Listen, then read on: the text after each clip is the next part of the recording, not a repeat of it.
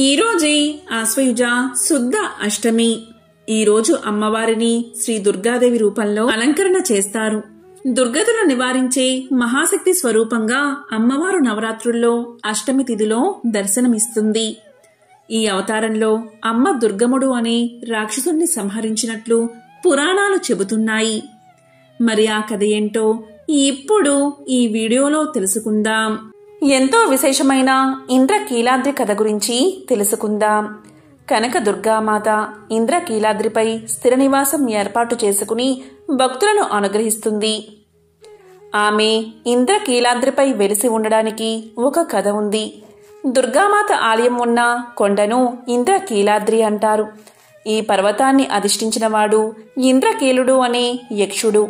అతను పూర్వకాలంలో ప్రతిరోజు కృష్ణవేణి నదిలో స్నానం చేస్తూ నదికి ఉత్తర భాగంలో తపస్సు చేసుకుంటూ ఉండేవాడు. అతని తపస్సుకు మెచ్చి పార్వతీ పరమేశ్వరులు ప్రత్యక్షమై వరం కోరుకోమన్నారు.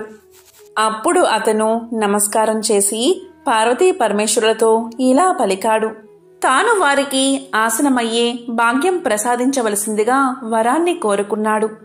అతని కోరిక తీర్చడానికి మహిషాసుర సంహారం అనంతరం కనకదుర్గామాత ఇంద్రకీల పర్వతం మీద ఆవిర్భవించింది. ఇక్కడ దుర్గా 8 బాహువుల్లో 8 ఆయుధాలు కలిగి సింహాన్ని అధిష్ఠించి మహిషాసురోత్తమాంగాన్ని శూలంతో పొడుస్తూ కనిపిస్తుంది. ఆరి, శంఖ, కేత, శూల, పాస, అంకాస, మౌర్వి, సౌనకాలనేవి దుర్గాదేవి బాహువుల్లో ధరించే 8 ఆయుధాలు. ఈ దేవీమూర్తికి ఎడమ భాగంలో శ్రీచక్రం స్థాపించబడి ఉంది. ఆ శ్రీచక్రానికి పక్కన గణపతి దేవతామూర్తి ఉంది. ఆలయంలో జరిగే పూజలన్నీ శ్రీచక్రానికే జరుగుతాయి. ఆ దేవీమూర్తికి గల మకర తోరణంపై నవదుర్గల విగ్రహాలు చెక్కబడి ఉంటాయి. అవే శ్రీశైల, బ్రహ్మచారిణి, చెండ, కూష్మాండ, స్కందమాత, కాత్యాయని, కాలరాత్రి, మణిగౌరి, సిద్ధి అనేవి. ఇవే నవదుర్గల పేర్లు. అమ్మవారి మహత్యాన్ని తెలిపే కథను ఇప్పుడు విందాం. పూర్వం పల్లవరాజైన మాధవవర్మ అనే మహారాజు విజయవాటికాపురిని ప్రజారంజకంగా పరిపాలించేవాడు. అతను గొప్ప దేవీ భక్తుడు. తన ప్రజలను తన కన్న బిడ్డల వలె చూసుకునేవాడు. న్యాయానికి, ధర్మానికి ఎక్కువ ప్రాధాన్యత ఇచ్చేవాడు. ఇతని రాజ్యంలో ఒక ధర్మగంట ఉంది. ఎవరికైనా అన్యాయం జరిగినా, ఒకరి వల్ల ఇబ్బందులు కలిగినా వారు న్యాయం కోసం ఈ ధర్మగంటను కొట్టగానే మాధవవర్మ మహారాజు వారిని పిలిపించి న్యాయ విచారణ జరిపి అన్యాయం చేసిన వారికి తగిన శిక్ష విధించేవాడు. శిక్ష విధించడంలో తన మన అన్న తేడా చూపకుండా అందరికీ ఒకే న్యాయం చేసేవాడు. దీంతో ఆ చుట్టుపక్కల రాజ్యంలోని ప్రజలు ఆ మహారాజు పేరును గొప్పగా చెప్పుకునేవారు. ఆ రాజు నిత్యం దుర్గామాతను పూజించేవాడు. దేవి ఆలయాలు కట్టించి అమ్మవారిని భక్తి శ్రద్ధలతో పూజించేవాడు. అమ్మవారు కూడా రాజు యొక్క సత్యనిష్టకు, ధర్మబద్ధతకు ఎంతో సంతోషించేది.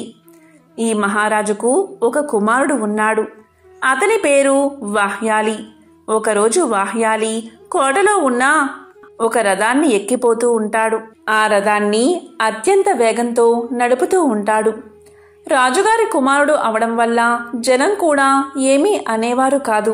ఇలా ఉండగా ఒకరోజు జన సంచారం ఉన్న ఆ పట్టణ పురవీధుల్లో రాకుమారుడు రథాన్ని ఎక్కి అత్యంత వేగంగా వెళుతూ ఉండగా అటుగా ఆడుకుంటున్న ఒక పిల్లవాడు ఆ రథానికి అడ్డురాగా అత్యంత వేగంతో ఆపకుండా వెళ్లడంతో ఆ రథం యొక్క అతి బరువైన రథచక్రాల కింద ఆ బాలుడు పడి తీవ్ర గాయాలతో మరణిస్తాడు. ఆ బాలుడి యొక్క తల్లి నిరుపేదరాలు. ఆ కుమారుడిపైనే ఆశ పెట్టుకుని కాయా కష్టం చేసుకుని జీవితాన్ని గడుపుతూ ఉంది.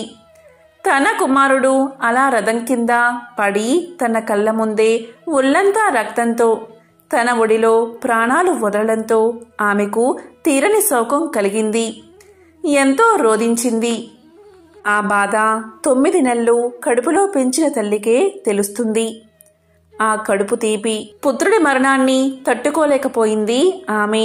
ఆమె రోదిస్తూ తన పుత్రుణ్ణి ఎత్తుకుని ఆ రాజ్యంలోని ధర్మగంట దగ్గరకు వెళ్లి గంటను గట్టిగా మోగించి ఏడవడం మొదలుపెట్టింది. నా కుమారుణ్ణి కాపాడండి మహారాజా అంటూ ఎంతగానో రోదించింది. అంతటా విషయం తెలుసుకున్న మాధవవర్మ ఆమెను అంతఃపురంలోకి పిలిచి జరిగిందంతా తెలుసుకున్నాడు. తన కుమారుడే ఆ మరణానికి కారణమని తెలుసుకున్నాడు. వెంటనే తన పుత్రుణ్ణి పిలిచి ఎందుకు ఇలా చేశావని గట్టిగా అరిచాడు. దాంతో రాకుమారుడు భయపడి నేను కావాలని చేయలేదు అని సమాధానం చెప్పాడు. తెలిసి చేసినా తెలియక చేసినా తప్పు తప్పే, కాబట్టి ఆ తల్లి శోకానికి కారణమైన నిన్ను కఠినంగా శిక్షిస్తాను అని చెప్పి తన కుమారుడే అన్న విషయం కూడా మరిచి ఆ తల్లికి న్యాయం చెయ్యాలి అనుకుని కఠినమైన నిర్ణయం తీసుకుని తన కుమారుడైన రాకుమారుడికి మరణదండను విధిస్తాడు. వెంటనే సైనికులు రాకుమారుణ్ణి అడవిలోకి తీసుకువెళ్లి తలను నరికివేస్తారు. ఇదంతా గమనిస్తున్న దుర్గామాత మాధవవర్మ యొక్క ధర్మబద్ధమైన తీర్పుకు ఎంతో సంతోషిస్తుంది. అక్కడే ఆ స్థలంలోనే ప్రత్యక్షమవుతుంది. అంతటా రాజు అమ్మవారికి ఆనందంతో స్తోత్రాలు చేస్తాడు. దాంతో అమ్మవారు ఇలా పలుకుతుంది, రాజా, నీ ధర్మనిష్టకు నేను ఎంతో సంతోషించాను. నీ రాజ్యంలో ధర్మం 4 పాదాల మీద నడుస్తుంది. నీ భక్తి లోకాలకు తెలియచేయడానికే ఇదంతా జరిగింది. కాబట్టి నీ కుమారుణ్ణి అలాగే ఆ పేదరాలి కుమారుణ్ణి కూడా బతికిస్తున్నాను అని చెప్పి అమ్మవారు వారిద్దరినీ బతికించింది. రాజా, నీ రాజ్యంలో ఈ రోజు నుంచి పేదవారు అనేవారే ఉండకూడదు అని చెప్పి అమ్మవారు బంగారు వర్షాన్ని ఆ రాజ్యంపై కురిపించింది. ఆ రోజు నుంచి భక్తులు అమ్మవారిని ఆ రాజ్యంలో కొలుస్తూ ఎంతో సంతోషంగా జీవించారు. శ్రీదేవి నవరాత్రుల్లో ఈరోజు ఎవరైతే ఈ కథను చదువుతారో వారి ఇంట్లో సిరుల వర్షం కురుస్తుంది. జన్మల పాపాలు దరిద్రం తొలగి సకల శుభాలు కలుగుతాయి. దుర్గాసురుడి గురించి తెలుసుకుంటే కశ్యప ప్రజాపతి కుమారుడు హిరణ్యాక్షుడు. అతని వంశంలో రురుడు అనే దానవుడు పుట్టాడు. అతని కుమారుడే దుర్గముడు. దుర్గముడు చాలా క్రూర స్వభావం కలవాడు, చాలా కఠినాత్ముడు. ఒకసారి దుర్గముడు తన మంత్రులతో కలిసి ఈ రకంగా ఆలోచించాడు. దేవదానవ యుద్ధం చాలాసార్లు జరిగింది. నిజం చెప్పాలి అంటే దేవతల కన్నా దానవులే బలవంతులు, యుద్ధ నైపుణ్యం కలవారు. అయినప్పటికీ యుద్ధంలో దేవతలే గెలుస్తున్నారు. దీనికి కారణమేమిటి అని ఆలోచించగా అతనికి కారణం కనిపించింది. దీనికంతటికీ కారణం వేదాలు. వేదోక్తంగా భూలోకంలోని బ్రాహ్మణులు హోమాలు యజ్ఞాలు చేస్తున్నారు. వాటిలో హవిర్భాగాన్ని దేవతలకు సమర్పిస్తున్నారు. అందువల్ల దేవతలకు బలం పెరుగుతుంది. ఒకవేళ హవిర్భాగం కనుక దేవతలకు అందకపోతే వారి బలం పెరగదు. అప్పుడు దేవతలను సులభంగా జయించవచ్చు. యజ్ఞయాగాదులను జరపాలంటే వేదాలు కావాలి. ఆ వేదాలనే లేకుండా చేస్తే దేవతలకు బలం కాదు కదా. ఈ రకంగా ఆలోచించి వేదాలను తన అధీనం చేసుకోవాలి అనుకున్నాడు దుర్గముడు. హిమాలయాలకు వెళ్లి బ్రహ్మదేవుడి గురించి 1000 సంవత్సరాలు ఘోరమైన తపస్సు చేశాడు. అతని భక్తికి పట్టుదలకు దీక్షకు మెచ్చి బ్రహ్మదేవుడు ప్రత్యక్షమై ఏం వరం కావాలో కోరుకో అన్నాడు. ప్రభూ, నీ వద్ద ఉన్న వేదాలను నా వశం కావించు అన్నాడు దుర్గముడు. తదాస్తు అన్నాడు బ్రహ్మ. ఆ క్షణం నుంచి బ్రాహ్మణులు వేద ప్రవచనం చెయ్యలేకపోయారు. వేదోక్త విధులు జరగడం లేదు. యజ్ఞయాగాదులు ఆగిపోయాయి. దానివల్ల వర్షాలు కురవడం మానేశాయి. చెరువులు బావులు ఎండిపోయాయి. పంట పొలాలకు నీరు లేదు. పంటలు పండడం లేదు. దేశంలో బ్రహ్మాండమైన కరువు వచ్చింది. హవిర్భాగాలు లేక దేవతలు తేజోహీనులు అయ్యారు. ఇదే అదునుగా తీసుకుని రాక్షసులు స్వర్గసీమ మీద దాడి చేశారు. దేవతలు యుద్ధం చేసే శక్తి లేక అరణ్యాలకు పారిపోయారు. ఆ సమయంలో ప్రజలంతా ఆ పరమేశ్వరుని ఇలా ప్రార్థించారు. అమ్మా, తిండి తిని ఎన్నో రోజులయ్యింది. ఆకలితో మలమలలాడి చచ్చినవారు చావగా మిగిలిన వారం వచ్చి నిన్ను ప్రార్థిస్తున్నాం. దుర్గముడి వల్ల మాకీ దుర్గతి పట్టింది, మమ్మల్ని రక్షించవలసింది అని ప్రార్థించారు. అప్పుడు ఆమె వల్లంతా కళ్ళు చేసుకుని వారందరినీ చల్లగా చూసింది. అందుచేతనే శతాక్షి అని పిలువబడింది. ఆ పరమేశ్వరి ప్రజలు తినడానికి పళ్ళు, కూరగాయలు ఇచ్చి వారి ఆకలి తీర్చింది. అందుచేత ఆమె శాకంబరి అనబడింది. ఇంద్రాది దేవతలు అరణ్యాలలోనూ కొండ గుహల్లోనూ దాక్కున్నారనే విషయం తెలిసిన దుర్గముడు వారి మీద యుద్ధానికి వచ్చాడు. రాక్షసుల దాటికి ఆగలేక దేవతలు పరమేశ్వరుని శరణు వేడారు. పరమేశ్వరికి రాక్షసులకు మధ్య భీకరమైన పోరు జరిగింది. దేవి ఒంటరిగా ఉన్నదని ఊహించి రాక్షస వీరులు అనేకులు ఆమెను చుట్టుముట్టారు.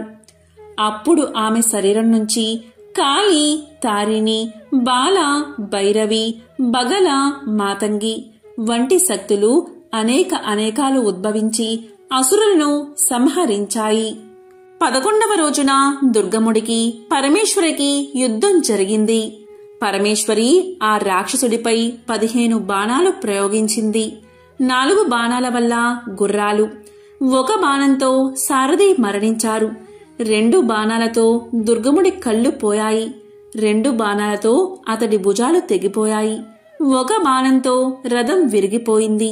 5 బాణాలతో రాక్షసులు నెత్తురు కక్కుతూ చనిపోయాడు.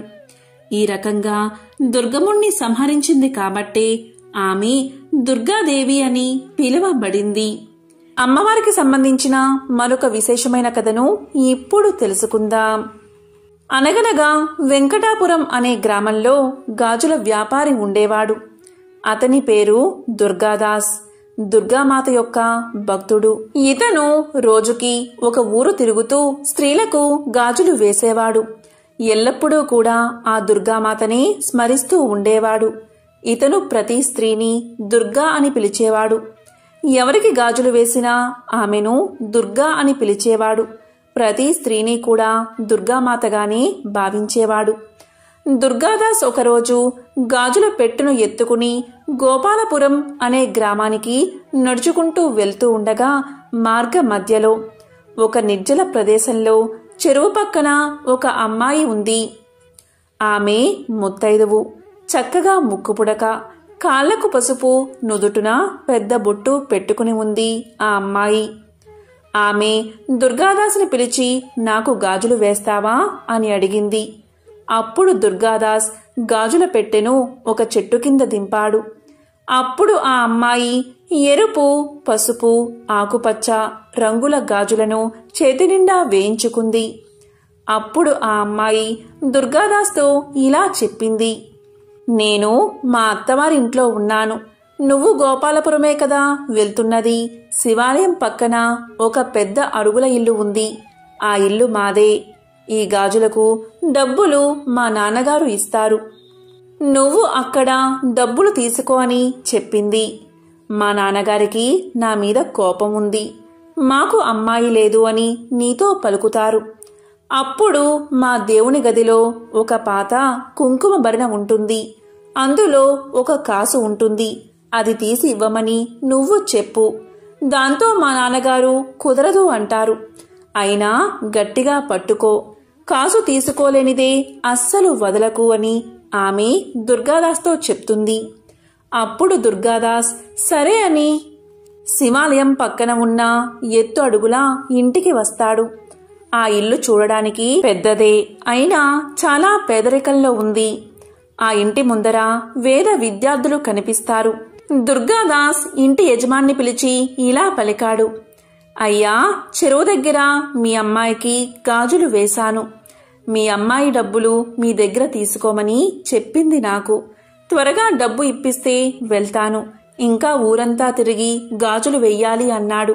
దానికి రామకృష్ణ పండితుడు ఆశ్చర్యపడి ఇలా అన్నాడు, నాకు అసలు ఆడ సంతానమే లేదు.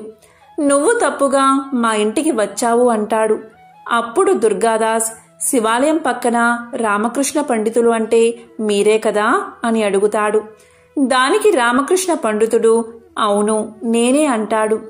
దానికి దుర్గాదాస్, అయ్యా, ఏమైనా గొడవలు ఉంటే మీరు మీ అమ్మాయి చూసుకోవాలి. చాలా లక్షణమైన అమ్మాయిని కాదనుకుంటున్నారా? మీరు అలాగే అంటారని అమ్మాయి నాతో చెప్పింది. నా డబ్బులు ఏవో నాకు ఇప్పిస్తే వెళ్ళి నా పని నేను చూసుకుంటాను అని అన్నాడు దుర్గాదాస్. దానికి రామకృష్ణ పండితుడు, నాకసలు అమ్మాయిలే లేరు, ఎవరికో గాజులు వేసి నన్ను డబ్బులు అడగడమేమిటి అని దుర్గాదాస్తో వాదిస్తాడు. అక్కడ ఏదో గొడవ జరుగుతున్నట్లుగా గమనించిన చుట్టుపక్కల వారు అక్కడికి వస్తారు. దానికి దుర్గాదాస్, మీరు భలేవారు, ఎంత కోపముంటే మాత్రం కన్న కూతుర్ని కాదనుకుంటారా? అమ్మాయి నాతో అక్కడే చెప్పింది మీరు ఇలా అంటారని. అయ్యా, మీ అమ్మాయి నాతో చెప్పింది మా నాన్నగారి దగ్గర నువ్వు ఖచ్చితంగా డబ్బులు తీసుకోమని, ఎట్టి పరిస్థితుల్లో డబ్బులు తీసుకోకుండా వెళ్ళకండి అని చెప్పింది. మీ పాత పూజా గదిలో కుంకుమ భరణిలో కాసు ఉంటుందని నాతో చెప్పింది. ఆ కాసైనా తెచ్చి ఇవ్వండి అంటాడు దుర్గాదాస్. అప్పుడు రామకృష్ణుడు, మా దేవతా మందిరంలో అసలు కుంకుమ భరణే లేదు, ఇంకా కాసు ఎక్కడిది అని అంటాడు. దానికి దుర్గాదాస్, మీ అమ్మాయి చెప్పింది చూడవయ్యా అంటాడు. చుట్టుపక్కల వాళ్ళు కూడా ఇలా పలుకుతారు. దుర్గాదాస్ మన గ్రామానికి ఎప్పుడూ వచ్చేవాడే, ఒక్కసారి మీ దేవతా మందిరంలో కుంకుమ భరణ ఎక్కడుందో చూడండి అని రామకృష్ణుడితో అంటారు. ఈ తతంగమంతా వింటున్న ఆ పండితుని తల్లి ఇలా పలుకుతుంది. రామకృష్ణ, పూజా మందిరంలో ఎక్కడో చిన్న మీట ఉన్నట్టు నాకు ఇప్పుడు జ్ఞాపకం వస్తుందిరా, ఒక్కసారి బాగా చూడు, అందులో కుంకుమ భరణ ఉండవచ్చు అని పలుకుతుంది. తల్లి మాట ప్రకారం రామకృష్ణుడు కొద్దిసేపు వెతికిన తర్వాత ఒక చిన్న మీట కనిపిస్తుంది. దాని తర్వాత ఇంకా వెతకగాని ఒక కుంకుమ భరిణి బయటకు వస్తుంది. ఆ కుంకుమ భరిణి తెరిచి చూడగా ఒక చిన్న అమ్మవారి ప్రతిమ, అలాగే ఒక బంగారు కాసు కూడా ఉంటుంది. అప్పుడు రామకృష్ణుడు ఇలా పలుకుతాడు, అసలు ఇక్కడ కుంకుమ భరిణ ఉన్న విషయం నాకు ఇంతవరకు తెలియదు. నా తల్లి కూడా ఇంతవరకు నాకు చెప్పలేదు. నా తల్లికి తెలిసిన ఈ విషయం ఆ అమ్మాయికి ఎలా తెలిసి ఉంటుందో అని ఆలోచిస్తాడు. రామకృష్ణుడు కుంకుమలో చెయ్యి పెట్టగానే ఒక బంగారు కాసు తగులుతుంది. వెంటనే ఆ కాసును బయటకు తీస్తాడు. ఆ తర్వాత ఇంకొకసారి కుంకుమ భరిణిలో చెయ్యి పెడతాడు. మళ్ళీ ఇంకో కాసు వస్తుంది. ఇలా చెయ్యి పెట్టిన ప్రతిసారి కాసులు వస్తూనే ఉంటాయి. రామకృష్ణుడు ఆశ్చర్యపోతాడు. అప్పుడు ఆ కాసును తన తల్లికి చూపిస్తాడు. అప్పుడు ఆ వృద్ధురాలు ఇలా పలుకుతుంది, ఇది మా తాతగారి కాలానికి చెందింది. ఈ కుంకుమ భరిణిలో అమ్మవారి ప్రతిమను ఉంచి తాతగారు ప్రతిరోజు భక్తి శ్రద్ధలతో అమ్మను అర్చించేవారట.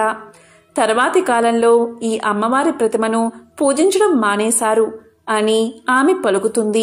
అప్పుడు రామకృష్ణ పండితులు ఆ కాసులను తీసుకుని బయటకు వచ్చి దుర్గాదాస్తో ఇలా పలుకుతాడు.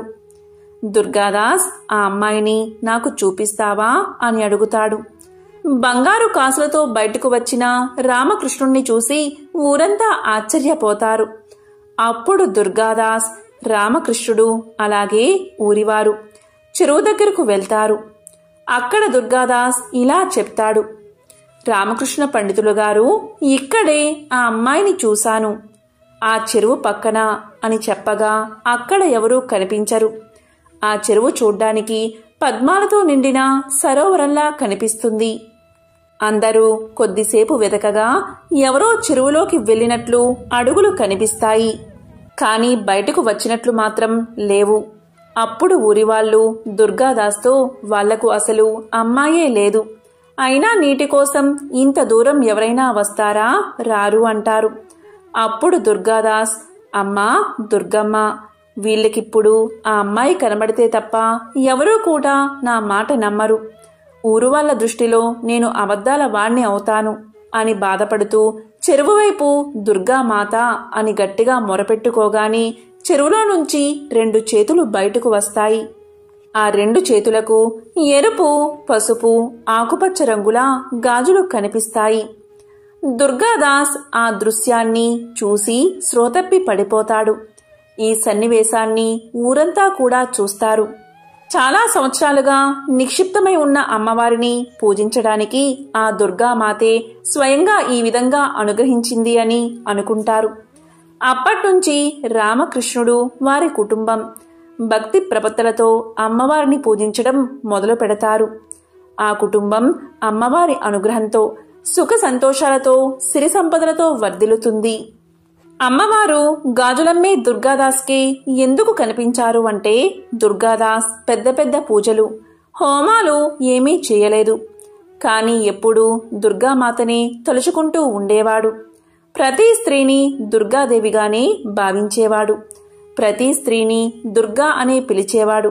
దీన్ని బట్టి అర్థమయ్యేది ఏంటి అంటే, నిజమైన భక్తి కలిగిన వారికి అమ్మ సాక్షాత్కరిస్తుంది. 1955లో విజయవాడలో జరిగిన యథార్థ సంఘటన ఇది. కనకదుర్గమ్మకి విజయవాడ పుట్టినిల్లు. నమ్మిన వారికి ఆవిడ కొంగు బంగారంలా నిలబడేది. అక్కడ ఆవిడ చేసిన మహిళలు కోకొల్లలు. ఆవిడ ప్రతిరోజు విజయవాడ నగర సంచారం చేస్తుంది. దానికి గుర్తుగా ఇప్పటికీ ఎందరో ఉపాసకులకి కొండమీద రాత్రి నిద్రించే వాళ్లలో గజ్జెల చప్పుడు వినబడుతుంది. అక్కడ అందరూ చెప్పుకుంటారు.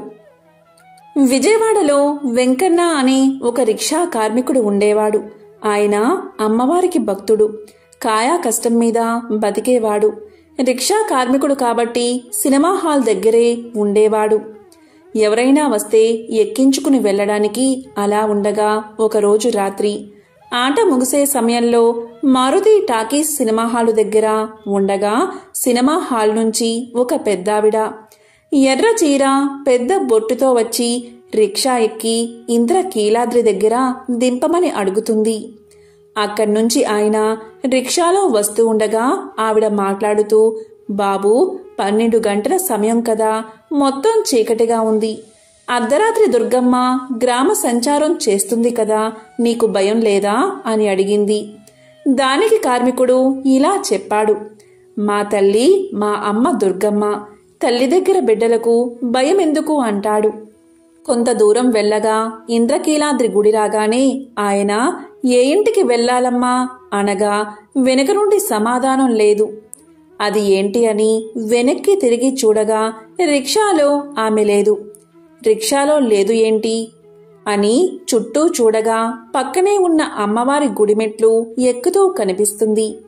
అదేంటమ్మా, డబ్బులు ఇవ్వలేదు అని కార్మికుడు అడగగా, నీ తలపాగాలో పెట్టాను చూడు అంటుంది. అందులో చూసుకోగా అమ్మవారి బంగారు గాజు 10 రూపాయలు ఉంటాయి. ఆయనకు వెంటనే అర్థమవుతుంది, రిక్షా ఎక్కింది ఎవరో కాదు, అమ్మలగన్న అమ్మ మా ఇంద్రకీలాద్రి దుర్గమ్మ అని. దాంతో ఒక్కసారిగా ఆనందంతో వెర్రి కేకలు వేయడం మొదలు పెడతాడు. చుట్టుపక్కల ఉన్నవాళ్లు అందరూ వచ్చి ఏమైందని అడగగా వారికి జరిగిందంతా చెప్పగా బ్రాహ్మణ వీధిలో ఉన్న అమ్మవారి ఉపాసకులు వచ్చింది అమ్మవారే అని రిక్షా ఎక్కారు అని వివరించారు. ఇలాంటి సంఘటనలు ఎన్నో జరిగాయని, ఈ సంఘటన అప్పటి ఆంధ్రకేసరి అనే పత్రికలో కూడా గాజు ఫోటోతో సహా వేశారట. ఇది అమ్మవారి మహత్యాన్ని తెలియచేస్తున్నాయి. పంచ ప్రకృతి మహాస్వరూపాల్లో దుర్గా రూపం మొదటిది. భవబంధాల్లో చిక్కుకున్న మానవులను ఈ మాత అనుగ్రహించి మోక్షాన్ని ప్రసాదిస్తుంది. కోటి సూర్య ప్రభలతో వెలుగొందే అమ్మను అర్చిస్తే శత్రుబాధలు నశిస్తాయి, విజయం కలుగుతుంది. అమ్మ నామాన్ని జపిస్తే సకల గ్రహ బాధలు తొలగిపోతాయి. ఆరాధకులకు దుర్గాదేవి శీఘ్ర అనుగ్రహకారిణి. ఎర్రని బట్టలు పెట్టి ఎర్ర అక్షింతలు, ఎర్ర పుష్పాలతో అమ్మను పూజించాలి. దుర్గా సూక్తం ఈరోజు పారాయణ చెయ్యాలి. ఓం దుం దుర్గాయై నమః, ఓం దుం దుర్గాయై నమః అనే మంత్రాన్ని పఠించాలి. చక్ర పొంగలిని నివేదన చెయ్యాలి. దుర్గా లలిత అష్టోత్తరాలను పఠించాలి. ఈరోజు గుమ్మడికాయ బెల్లం దానం చేస్తే ఎన్నో సమస్యలు తీరతాయి. ఓం దుం దుర్గాయై నమః.